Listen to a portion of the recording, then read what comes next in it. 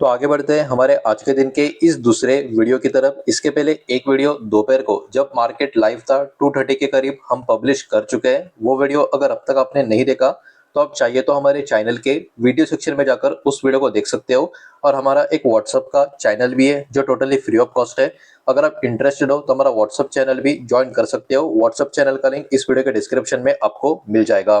तो देखिए, कंपनी का नाम तो स्क्रीन के ऊपर आपको नजर ही आ रहा है। हम बात कर रहे हैं रिलायंस ग्रुप के रिलायंस इंडस्ट्रीज लिमिटेड इस कंपनी के शेयर के बारे में।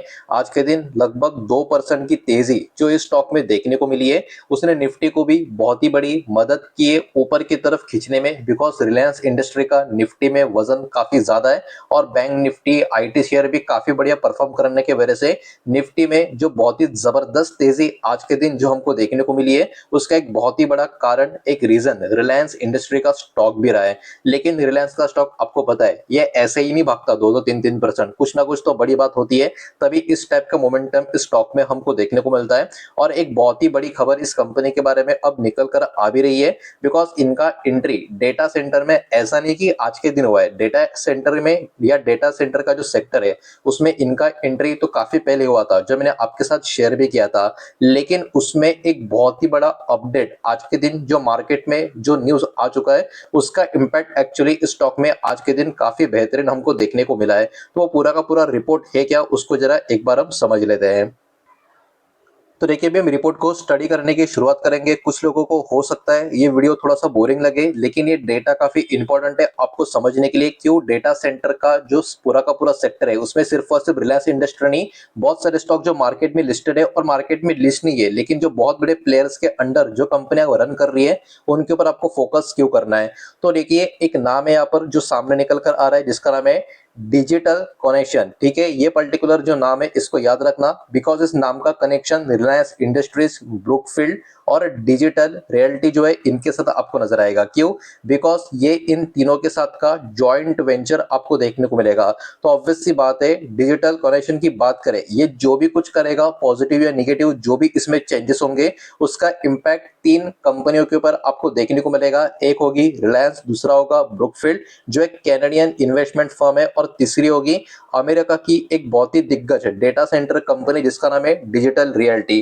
अब एक्चुअली खबर यहाँ पर क्या निकल कर आ रही है, तो इस कंपनी ने एक्चुअली अनाउंस किया है एक बहुत ही बड़ा इन्वेस्टमेंट, और ये इन्वेस्टमेंट अराउंड 11 बिलियन डॉलर के करीब का यहाँ पर बताया जा रहा है। और 2030 तक इतना बड़ा अमाउंट ये इन्वेस्टमेंट करेंगे डेटा सेंटर की इंडस्ट्री में। अब देखिए, ये अमाउंट इंडियन रुपीस में अगर आप कन्वर्ट करोगे तो 98,000 करोड़ के आसपास का अमाउंट निकल कर आएगा। मतलब 1 लाख करोड़ के आसपास का इन्वेस्टमेंट का दोस्तों यहाँ पर बात हो रहा है, जो ऑब्वियस सी बात है हद से भी ज्यादा बड़ा बात आपको देखने को मिलेगा। अब सबसे बड़ी बात यहाँ पर इसका पर्पस एकदम ध्यान से अगर आप देखोगे तो इसके तहत ये बिल्ड करेंगे 1 GW यानी 1 गीगावाट का capacity AI ready data centre. कहाँ पे? हमारे देश में, आंध्र प्रदेश में। तो आप समझ सकते हो कि ये वाला रिपोर्ट, ये वाला खबर हमारे लिए क्यों इतना मैटर करता है। सिर्फ और सिर्फ रिलायंस इंडस्ट्री का इनके साथ एक जॉइंट वेंचर का कनेक्शन नजर आएगा वही नहीं, बल्कि हमारे ही कंट्री में आंध्र प्रदेश में ये 1 गीगावाट का जो particularly AI ready data centre है उसका कैपेसिटी बिल्ड होता हुआ आपको नजर आएगा। तो आप सोच सकते हो ये कितना बड़ा बात हमारे कंट्री के लिए यहाँ पर आपको देखने को मिलने वाला है। ये डेटा सेंटर कहीं ना कहीं जो बिल्ड होगा 400 एकड़ का जो एरिया होगा उसके ऊपर बिल्ड होगा विशाखापट्टनम में। ये सारी चीजें यहाँ पर मेंशन की गई है। अब इसके तहत जो एग्रीमेंट होता है वो भी आंध्र प्रदेश का जो गवर्नमेंट है इनके साथ इनका होता हुआ आपको नजर आएगा। तो डिजिटल कनेक्शन की बात करें, इन्होंने साइन कर लिया है MOU Andhra Pradesh economic development board के साथ। तो सब कुछ यहाँ पर ऑफिशियली सॉर्ट आउट होता हुआ देखने को मिल रहा है।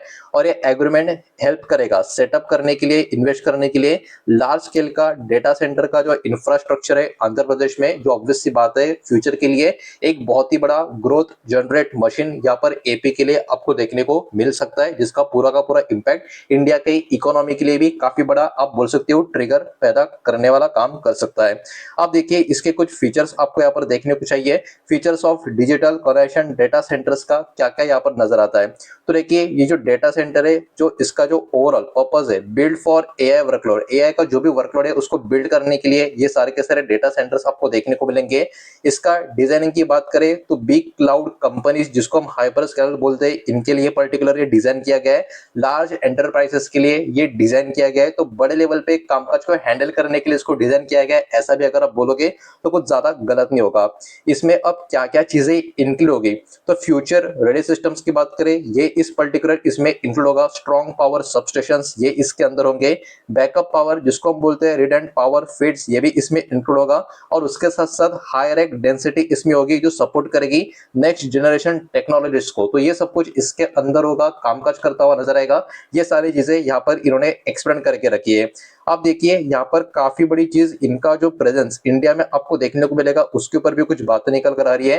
लार्ज डेटा सेंटर कैंपस इनका चेन्नई में पहले से ही ऑपरेशनल नजर आएगा। मतलब यहाँ पर डिजिटल कनेक्शन ऐसा कोई प्लेयर नहीं है जो पहली बार इंडिया में काम करेगा, बिल्कुल नहीं। इनका ऑलरेडी एक बहुत ही बड़ा डेटा सेंटर का जो कैंपस है चेन्नई में ऑलरेडी ऑपरेशनल है, मतलब अभी ऑलरेडी वो शुरू है। तो ऐसा नहीं कि इनको यहाँ का कुछ अता पता नहीं है किस तरीके से काम करना है, कैसा होगा क्या होगा। तो इनका पहले से यहाँ पर एक सक्सेस रेट काफी बढ़िया आपको देखने को मिलेगा। इतना ही नहीं, इनका और एक फैसिलिटी अंडर कंस्ट्रक्शन आपको नजर आएगा चांदिवली मुंबई में, जो डेफिनेटली महाराष्ट्र मुंबई के लोगों को ये एरिया पता ही होगा। ये दोनों लोकेशन जो है are chosen for low latency carrier natural connectivity fast और फ्लेक्सिबल इंटरनेट राउटिंग के लिए। ये सारे दो लोकेशंस इन्होंने यहाँ पर सिलेक्ट करके रखे थे, जहां पर इनका ओवरऑल कामकाज आपको देखने को मिलेगा, जिसमें एक ऑपरेशनल है और एक अभी के लिए अंडर कंस्ट्रक्शन आपको देखने को मिलेगा। तो देखिए ये तो खबर पूरी की पूरी रिलायंस इंडस्ट्री को सपोर्ट करती हुई नजर आएगी, बिकॉज ये डीसी का जो कनेक्शन है तीन बड़े फर्म के साथ जो आपको देखने को मिल रहा है, उसमें से एक तो हमारा कंट्री का रिलायंस इंडस्ट्रीज आपको देखने को मिलेगा। तो इसका इंपैक्ट रिलायंस के स्टॉक में भी होता हुआ आज के दिन भी हमको देखने को मिला है और फ्यूचर में भी होता हुआ नजर आएगा। अब देखिए डेटा सेंटर पहले से ही था, लेकिन अभी जो डेटा का इतना बड़ा ग्रोथ हो रहा है तो इसकी जरूरत हमारे कंट्री को और भी बढ़ने वाली है।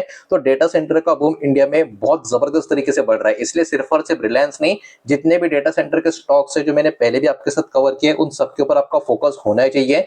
जब भी कोई मौका मिले तो लॉन्ग टर्म के हिसाब से उनको आप लेना है या नहीं उसके बारे में सोच भी सकते हो। अभी और थोड़ा डेटा इस रिपोर्ट का आपके सामने प्रेजेंट करना है, लेकिन वीडियो को प्लीज लाइक कर देना, वीडियो को शेयर कर देना। पहली बार चैनल पे आ चुके हो तो चैनल को भी सब्सक्राइब जरूर कर देना। तो इंडिया का जो डेटा सेंटर का बूम है उसका ग्रोथ अगर आप समझने की कोशिश करोगे तो इंडिया अभी के टाइम विटनेस कर रहा है बहुत ही ज्यादा ह्यूज सच डेटा इन सेंटर इन्वेस्टमेंट। तो यहाँ पर ये सारी चीजें आपको देखने को मिलेगी।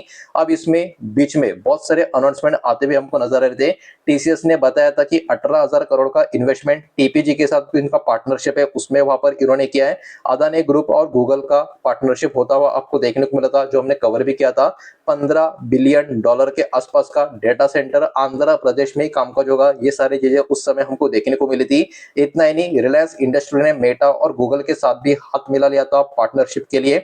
इसमें ये लोग डेवलप करेंगे 1 गीगावाट के डेटा सेंटर्स। तो देखिए रिलायंस इंडस्ट्री, अदानी ग्रुप जैसे बड़े प्लेयर्स भी इस इंडस्ट्री में पूरी तरीके से उतर चुके हैं। काम ऑलरेडी चल रहा है, जिसका बहुत ही बड़ा इंपैक्ट आने वाले सालों में इस इंडस्ट्री में और इनके शेयर्स में भी आपको देखने को मिलेगा। फ्यूचर रेवेन्यू ग्रोथ की बात करें तो क्रिसिल की रिपोर्ट की बात करें तो डेटा सेंटर का जो कंपनी है इन इंडिया एक्सपेक्ट किया जा रहा है अर्न करेगा 20,000 करोड़ से भी ज्यादा का एनुअल रेवेन्यू फाइनेंशियल ईयर 2028 तक। और एक्सपेक्टेड एनुअल ग्रोथ रेट भी इसका 20 से लेके 22% का बताया जा रहा है, जो ऑब्वियस सी बात है काफी अच्छा हायर साइड पे आपको देखने को मिलेगा। अब इसके पीछे वही बात है, डिमांड काफी मजबूत यहाँ पर बना हुआ है एआई की वजह से, क्लाउड कंप्यूटिंग की वजह से, 5G की वजह से और डिजिटल सर्विसेज जो इंडिया में अभी और भी ज्यादा जो बढ़ते जा रही है उसके वजह से।